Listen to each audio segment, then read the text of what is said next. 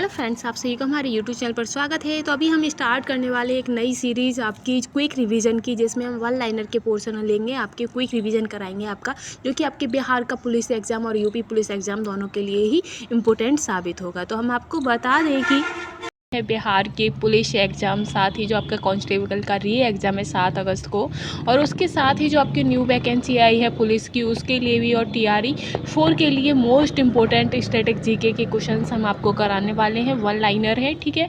तो चलिए हम ज़्यादा आपका टाइम ना लेते हुए और सीधे हम बताएं तो ये जो क्वेश्चन आंसर है वो आपके बिहार के ही नहीं बल्कि आगामी सभी एग्जामों के लिए इम्पोर्टेंट है, ठीक है। तो चलिए इसमें हमारा पहला क्वेश्चन रहेगा कि सूर्य से पृथ्वी के निकटतम स्थिति को किस नाम से जाना जाता है। यानी कि जो हमारा सूर्य है, सूर्य पृथ्वी के सबसे निकट जो सबसे आता है, तो उस स्थिति को क्या कहते हैं, तो उसे हम अपशोर कहते हैं। क्या कहते हैं? अपशोर कहते हैं, ठीक है। इसी के साथ हमारा नेक्स्ट रहेगा कि भारतीय मानक समय एवं ग्रीनविच माध्य समय के बीच कितने समय का अंतराल है। जो भारतीय मानक समय है और उसमें ग्रीनविच माध्य समय के बीच कितने समय का अंतराल है, तो 5.5 घंटे का अंतराल है, ठीक है। इसके बाद आता है कि असहयोग आंदोलन का प्रमुख महत्वपूर्ण नारा क्या था। तो असहयोग आंदोलन का प्रमुख महत्वपूर्ण नारा था कि ब्रिटिश सरकार को सहयोग नहीं देंगे। इसके बाद आता है कि स्वराज्य मेरा जन्मसिद्ध अधिकार है और मैं इसे लेकर रहूँगा। यह किसका कथन था? तो ये जो कथन था वो आपके बाल गंगाधर तिलक जी का था, ठीक है। इसी के साथ नेक्स्ट आएगा कि कॉमनवेल्थ पत्रिका का प्रकाशन किसने प्रारंभ किया था। तो कॉमनवेल्थ पत्रिका का जो प्रकाशन था वो आपके एनी बेसेंट ने किया था। नेक्स्ट है कि कांग्रेस का प्रथम अधिवेशन कहाँ हुआ था। तो कांग्रेस का प्रथम अधिवेशन आपका बम्बई में हुआ था। कांग्रेस के संस्थापक कौन थे। तो कांग्रेस के A.O. ह्यूम आपके कांग्रेस के संस्थापक थे। वही है कि भारत का विस्मार्क किसे कहते हैं। तो सरदार वल्लभ भाई पटेल को भारत का विस्मार्क कहा जाता है।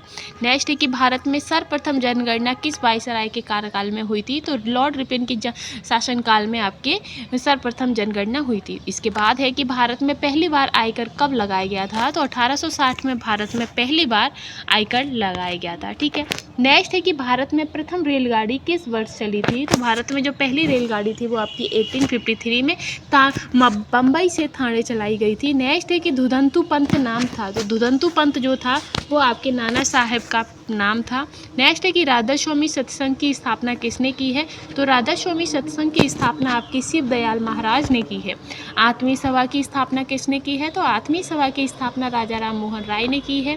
किस समाज सुधारक का वास्तविक नाम नरेंद्र नाथ था। तो जो हमारे विवेकानंद जी है, स्वामी विवेकानंद, उनका नाम नरेंद्र दत्त था। फिर है कि 1882 की भारतीय शिक्षा आयोग के अध्यक्ष कौन थे। तो जो आपका 1882 के जो भारतीय शिक्षा आयोग है उसके अध्यक्ष आपके W हंटर थे, ठीक है। आगे है कि शाहजहां का वास्तविक नाम क्या था। तो शाहजहां का जो वास्तविक नाम था वो खुर्रम था, ठीक है। नेक्स्ट है कि शेरशाह की मृत्यु किस अभियान के दौरान हुई है। तो शेरशाह की जो मृत्यु है वो कालिंजर के युद्ध के दौरान हुई थी, ठीक है। इसी में हम आगे बढ़ेंगे कि गुलरुखी के उपनाम से कविताएं लिखने वाला शासक कौन था। तो गुलरुखी नाम से आपकी जो सिकंदर लोदी थे वो कविताएं लिखते थे। आगे है कि भारत का राजा किस यूनानी शासक को कहा गया है। तो जो डेमेट्रियस हैं उन्हें भारत का राजा यूनानी शासक को कहा गया है। नेक्स्ट है अशोक के अभिलेख किस भाषा में मिले हैं। तो अशोक के जो अभिलेख हैं वो प्राकृतिक भाषा में प्राप्त हुए हैं। इसी के साथ हम नेक्स्ट पर चलेंगे कि सत्यार्थ प्रकाश ग्रंथ किससे संबंधित है। तो जो सत्यार्थ प्रकाश ग्रंथ है वो आपके आर्य समाज से संबंधित है। ब्रह्म समाज को जनप्रिय बनाने में बहुत बड़ा काम किया है। तो ब्रह्म समाज को जनप्रिय बनाने में दादा भाई नौरोजी ने बहुत बड़ा काम किया है।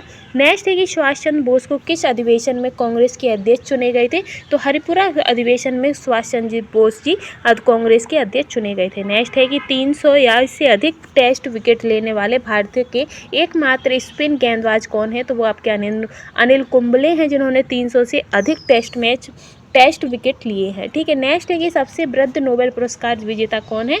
तो लियोनिड हरक्विज जो है वो सबसे वृद्ध नोबेल पुरस्कार विजेता हैं।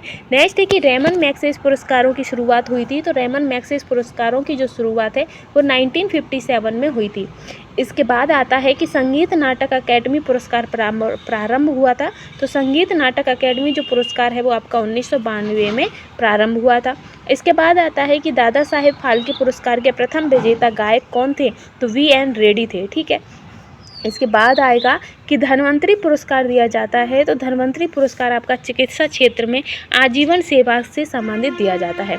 द्रोणाचार्य पुरस्कार सही नहीं है। तो द्रोणाचार्य पुरस्कार जो है वो केवल एक शिक्षित ही प्रशिक्षित को दिया जाता है। तो ये गलत है, क्योंकि द्रोणाचार्य पुरस्कार आपके एक जो कोच होते हैं उन्हें दिया जाता है। नेक्स्ट है कि सार्क के सदस्य देशों की संख्या कितनी है। तो सार्क के सदस्य देशों की संख्या आपकी 8 है। फिर है कि WLTO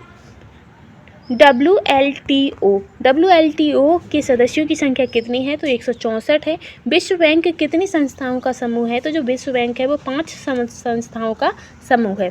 नेक्स्ट है कि यूनेस्को का मुख्यालय कहाँ पर है। तो यूनेस्को का मुख्यालय पेरिस, फ्रांस में स्थित है। विश्व व्यापार संगठन का गठन कब किया गया था। तो विश्व व्यापार संगठन का गठन आपका 1 जनवरी 1996 को किया गया था। अंतर्राष्ट्रीय विधि आयोग के कितने सदस्य होते हैं। तो अंतर्राष्ट्रीय विधि आयोग के 34 सदस्य होते हैं। इसी के साथ हम नेक्स्ट पर चलेंगे कि संयुक्त राष्ट्र संघ का प्रधान कार्यालय कहाँ पर है। तो संयुक्त राष्ट्र का प्रधान कार्यालय जो है वो आपका न्यूयॉर्क में है। संयुक्त राष्ट्र संघ के प्रमुख अंगों की संख्या कितनी है। तो वो 6 होती है। 16 किस देश की संसद का नाम है। तो अफगानिस्तान का है।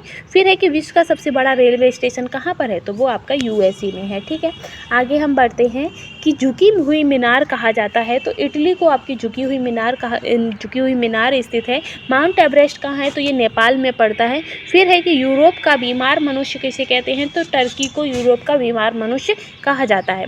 इसके बाद आता है कि कौन सा देश विश्व का चीनी का कटोरा कहलाता है। तो जो क्यूबा है वो आपके विश्व का चीनी का कटोरा कहलाता है। इसके बाद है कि प्राय शांति की भूमि किसे कहते हैं। तो कोरिया को प्राय शांति की भूमि कहा जाता है। फांसीवादी किस रंग की कमीज पहनते हैं। तो फांसीवादी जो होते हैं यानी कि जो फांसी देते हैं, जिन्हें हम जल्लाद भी कह सकते हैं, वो काले कलर के कपड़े यानी काली कलर की कमीज पहनते हैं।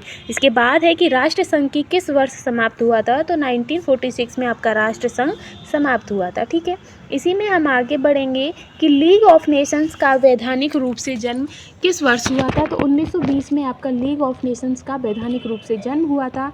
श्रम संगठन पुस्तक जिसे क्रांति की बाइबल कहा जाता है, किसे लिखा था। तो क्रांति की बाइबल जो है वो आपकी लुई ब्लॉक ने लिखी थी। फिर है कि सेल्वा है। तो सेल्वा आपकी भूमध्य रेखी वन होते हैं। मैरियाना ट्रेंच क्या है। तो मैरियाना ट्रेंच आपका महासागर का गहनतम भाग है। लौंग का द्वीप के नाम से किसे जानते हैं। तो जो जंजीबार है उसे लौंग के द्वीप के नाम से जानते हैं। हुसैन सागर झील कहाँ स्थित है। तो हुसैन सागर झील आपके हैदराबाद में स्थित है। पूर्व का मानचेस्टर किस शहर को कहा जाता है। तो पूर्व का मानचेस्टर आपका अशोका को कहा जाता है। चीनी का प्रमुख उत्पादक देश कौन सा है। तो चीनी का प्रमुख उत्पादक देश आपका भारत है। फिर आता है कि सबसे गहरा महासागर कौन सा है। तो सबसे गहरा महासागर आपका प्रशांत महासागर है। इसी सीरीज में आगे नेक्स्ट रहेगा कि केंद्रीय रिजर्व पुलिस बल की स्थापना कब हुई थी। तो केंद्रीय रिजर्व पुलिस बल की जो स्थापना है वो 1939 में हुई थी। कुकुरमुत्ता किसकी कृति है। तो कुकुरमुत्ता आपकी निराला जी की कृति है। My country and the world के रचयिता कौन है। My country and the world. तो आंद्रेई सखारोव जो है वो आपके my country and the world के रचयिता है। क्रिकेट माई स्टाइल ये कपिल देव की रचना है। हर्षचरित को किसने लिखा है। तो बाणभट्ट ने लिखा है। राज तरंगड़ी आपकी कल्हड़ की रचना है। इसी के साथ आगे नेक्स्ट है कि पंडित जवाहरलाल नेहरू की सर्वाधिक चर्चित पुस्तक है। तो डिस्कवरी ऑफ इंडिया। स्वतंत्रता कालीन उपन्यास आनंद मठ के उपन्यासकार कौन है। तो बंकिम चंद्र चटर्जी हैं। साक्य योग के प्रतिपादन किसे कहा गया है। तो कपिल को कहा गया है। नेक्स्ट है कि एलोरा के रामेश्वर गुहा मंदिर का निर्माण काल क्या है। तो चालुक्य काल है। ठीक है, फिर है कि गायत्री मंत्र का सर्वप्रथम उल्लेख कहाँ से प्राप्त हुआ है। तो गायत्री मंत्र का जो सबसे पहले उल्लेख है वो आपके ऋग्वेद से प्राप्त हुआ है। गुरु गोविंद सिंह ने खालसा पंथ की स्थापना कब की थी। तो 1699 में आपके गुरु गोविंद सिंह ने खालसा पंथ की स्थापना की थी। प्रसिद्ध चित्र वनी ठनी किस चित्रकला शैली से संबंधित है। तो वनी ठनी आपकी किशनगढ़ शैली से संबंधित है, यानी कि राजस्थान से। आगे है कि रेमन मैग्सेसे पुरस्कार जीतने वाली प्रथम संगीतज्ञ कौन थी। तो वो आपकी MS सुब्बुलक्ष्मी थी। ऑस्कर पुरस्कार से सम्मानित प्रथम भारतीय महिला कौन है। तो भानु अथैया है। ऑस्कर पुरस्कार से सम्मानित प्रथम भारतीय महिला। नेक्स्ट है कि मोहिनीअट्टम नृत्य किस प्रदेश से संबंधित है? तो मोहिनीअट्टम आपका केरल से संबंधित है। पंडित हरिप्रसाद चौरसिया आपके किस वाद्य यंत्र को बजाते थे? तो बांसुरी को। सूर्य मंदिर कहाँ पर है? तो सूर्य मंदिर आपका कोणार्क में स्थित है। भाषाई आधार पर नया आंध्र प्रदेश राज्य कब बना था? तो आंध्र प्रदेश राज्य आपके भाषाई आधार पर बनाया गया था और ये 1953 में बनाया गया था। फिर है कि कौन सी नदियाँ दाहिनी ओर से आकर गंगा में मिलती हैं? तो वो सोन और कोसी नदियाँ हैं। इसी के साथ नेक्स्ट है कि भारतीय प्रायद्वीप से होकर बहने वाली सबसे बड़ी नदी कौन सी है? तो वो आपकी गोदावरी है। लक्षद्वीप का पुराना नाम क्या है? तो लक्षद्वीप का पुराना नाम आपका लंका द्वीप है। साथ ही कोचीन बंदर का स्थित है, तो कोचीन बंदर का आपका मालाबार तट पर स्थित है। तमिलनाडु राज्य का सबसे ऊंचा पर्वत शिखर कौन सा है? तो दादो बेटा है। साथ ही आपका नेक्स्ट क्वेश्चन पर हम चलेंगे। नेक्स्ट है आपका कि संपूर्ण विश्व की जनसंख्या में भारत की भागीदारी कितनी है? तो जनसंख्या के पॉइंट में आपकी भारत की जो जिम्मेदारी है वो 17.5% है। नदी जो भारत नेपाल के मध्य सीमा बनाती है तो काली नदी है। क्षेत्रफल की दृष्टि से देश का सबसे बड़ा राज्य कौन सा है? तो राजस्थान है। स्वतंत्र भारत का पहला भारतीय गवर्नर जनरल कौन थे? तो सी राजगोपालाचारी थी। क्षेत्रफल की दृष्टि से भारत का विश्व में स्थान आपका 7वां है। तो इसी के साथ जो हमारे स्टैटिक जो क्विक रिवीजन की स्टैटिक्स की सीरीज थी वो हमारी यहीं समाप्त होती है। अगर आपको हमारा कंटेंट पसंद आया हो, वीडियो पसंद आई हो और ऐसे ही क्विक रिवीजन के लिए हमारे साथ बने रहिएगा। Thanks for watching.